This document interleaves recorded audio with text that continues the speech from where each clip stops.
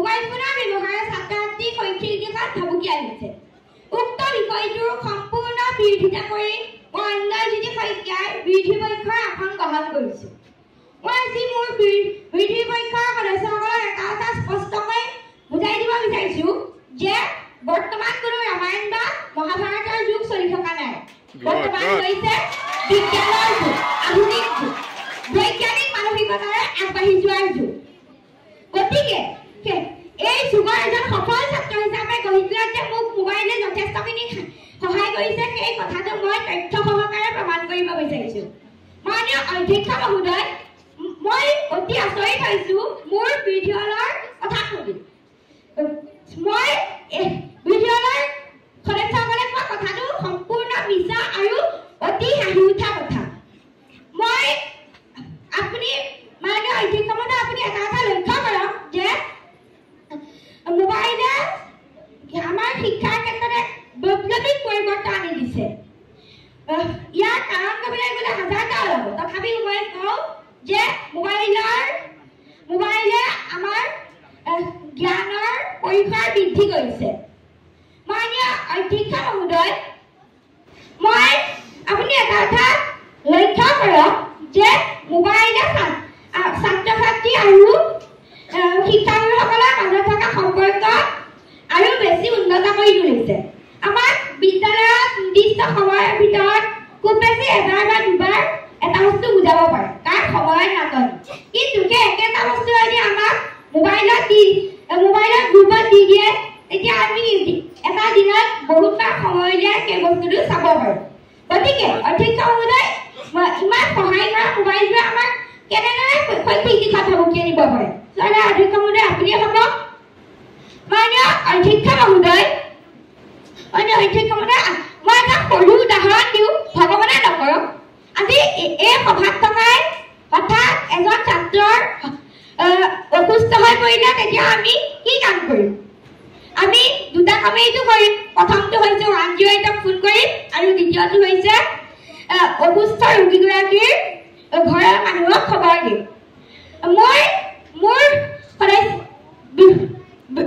বিৰোধী দলৰ সদস্যসকলক এটা কথা সুধিব বিচাৰিছোঁ যে এই 108ক ফোন কি যন্ত্ৰৰে সহায় কৰিম? মোবাইলৰ সহায়তেতো কৰিম।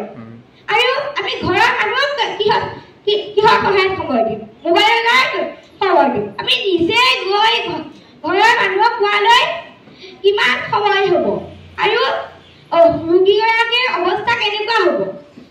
মাননীয় অধ্যক্ষ মহোদয়, আপুনি ভাবকচোন। গতিকে যিটো বস্তুৱে আমাক ইমান সহায় কৰিছে, সেই বস্তুটোক আমি কেনেকৈ ক'ব পাৰিম যে মোবাইলে আমাৰ শৈক্ষিক দিশত ভাবুকি আনিছে? মাননীয় অধ্যক্ষ মহোদয়, মোৰ বিৰোধী দলৰ সদস্যসকলে চাগে এটা কথা পাহৰি গৈছে। যেতিয়া কৰোণা মহামাৰী হৈছিল, তেতিয়া সকলো বিদ্যালয়, মহাবিদ্যালয় আদি সকলো বন্ধ হৈ গৈছিল। মানুহ ঘৰৰ পৰা বাহিৰলৈ ওলাব পৰা নাছিল। তেতিয়া আমাৰ মোবাইলটো যদি নাথাকিলেহেঁতেন আমি পঢ়াত কিমান ক্ষতি হ'লহেঁতেন। কিন্তু মোবাইলটো থকাৰ বাবে আমাক শিক্ষাগুৰুসকলে মোবাইল এটা পঢ়াই আছিল আৰু সেইবাবে আমাৰ সেই 2.5 বছৰটো একো ক্ষতি নহ'লে। মাননীয় অধ্যক্ষ মহোদয়, আপুনি এটা কথা জানে যে মোবাইলত এতিয়া বহুতো শিক্ষা ল'ব পৰা এপ ওলাইছে, যেনে বাইজুচ আদি। তাত আমি একেঠাইতে বহিয়েই বহু উচ্চ শিক্ষা ল'ব পাৰোঁ। যিটো যন্ত্ৰৰে আমি ইমান কম সময়তে ইমান ভাল শিক্ষা ল'ব পাৰোঁ, সেই যন্ত্ৰটোক আমি কেনেকৈ কওঁ যে মোবাইল ফোনে আমাৰ শৈক্ষিক দিশত ভাবুকি আনিছে? মাননীয় অধ্যক্ষ মহোদয়, আপুনিয়ে ভাবকচোন।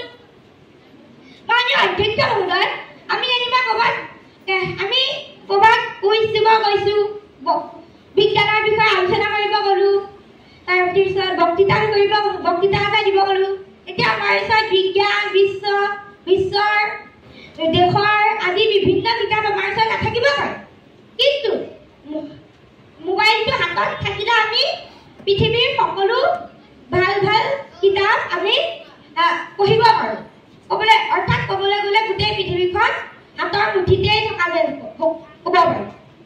মাননীয় অধ্যক্ষ মহোদয়, আমি আমাৰ কেইদিনমানৰ আগত মেট্ৰিক পৰীক্ষা ৰিজাল্ট দিছে তেতিয়া আমাৰ বিদ্যালয়ৰ লালা বাইদেউহঁতে সকলে ভাল ৰিজাল্ট কৰিছে ভাল নম্বৰ পাইছে ভাল নম্বৰ পাই লালা বাইদেউহঁতে আমাৰ ভাৰতৰ বাহিৰত বা অসমৰ বাহিৰত পঢ়িবলৈ যাবলৈ ইচ্ছা কৰিব পাৰে কিন্তু তেতিয়া নিজেই গৈ নামভৰ্তি কৰালৈ বহু সময় আৰু বহু টকা পইচাৰ প্ৰয়োজন হ'ব কিন্তু মোবাইলটো হাতত থকাৰ বাবে বহুত কম সময়তে আমি পৃথিৱীৰ ভাল ভাল বিদ্যালয় মহাবিদ্যালয় আদি নামভৰ্তি কৰাব পাৰোঁ অৰ্থাৎ আমি কেনেকৈ ক'ম যে মোবাইলে আমাৰ শৈক্ষিক দিশত ভাবুকি আনিছে মাননীয় অধ্যক্ষ মহোদয় আপুনি এটা কথা লক্ষ্য কৰক যে আমাৰ এই সভাত যিমানজন শিক্ষাৰ লগত জড়িত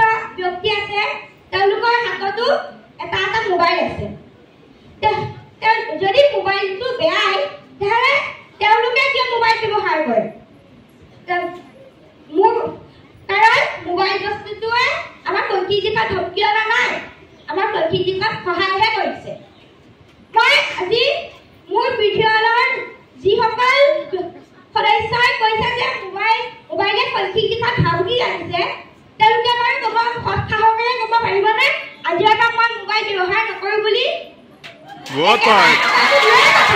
তেওঁলোকে এদিনৰ বাবেও মোবাইল ব্যৱহাৰ নকৰাকৈ থাকিব নোৱাৰে গতিকে যিসকল মানুহৰ কথা আৰু কামৰ মাজত আকাশ পাতাল পাৰ্থক্য সেইসকল মানুহৰ কথা আমি কেনেকৈ মানি চলিব পাৰিম মাননীয় অধ্যক্ষ মহোদয় আপুনিয়ে ভাবকচোন মাননীয় অধ্যক্ষ মহোদয় মই এটা কথা বুজি পোৱা নাই যে মোৰ বিদ্যালয়ৰ সদস্যসকলে চাগে নিজেও বহুতো কাৰণত মোবাইল ব্যৱহাৰ কৰে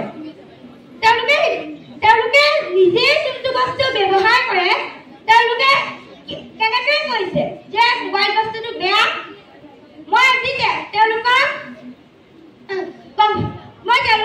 মোৰ বিদ্যালয়ৰ সন্মানীয় সদস্যসকলক কম যে তেওঁলোকে নিজৰ মতামত সলাই লওক আৰু মোৰে কওক যে মোবাইলে ছাত্ৰ ছাত্ৰীৰ শৈক্ষিক দিশত একো ভাবুকি অনা নাই মাননীয় অধ্যক্ষ মহোদয় কয় যে মানুহক জীৱশ্ৰেষ্ঠ বুলি কোৱা হয় কাৰণ মানুহক ভাবিবলৈ বিবেক দিছে যিটো বেলেগ জীৱ জন্তু ভাবিবলৈ দিয়া নাই আমাক ভাবিবলৈ যদি বিবেক দিছে তেতিয়াহ'লে আমি নিজে যে জড় পদাৰ্থটোক বেয়া ব্যৱহাৰ কৰি আছো তেতিয়াহ'লে আমি সেই জড় পদাৰ্থটোৰ গাত দুখ দিম নে আমাৰ নিজৰ গাত দুখ দিম মই এটা সৰু উদাহৰণ দিওঁ আমাৰ বিদ্যালয়ত কুইজ প্ৰতিযোগিতা আছিল তেতিয়া মোৰ মায়ে মোবাইলটো কুইজ চাবলৈ দি থৈ গ'ল তেতিয়া মই যদি কুইজ নাচাই বা বেলেগ বস্তু চাই থাকোঁ তেতিয়া মোৰ গাত দুখ হ'বনে মোৰ মাৰ গাত দুখ হ'ব যদি কাৰণ মায়ে মোক কুইজ চাবলৈহে দিছিল মইতো বেলেগ চাই আছোঁ সেইটো মোৰ গাত দুখ হ'ব গতিকে সেইদৰে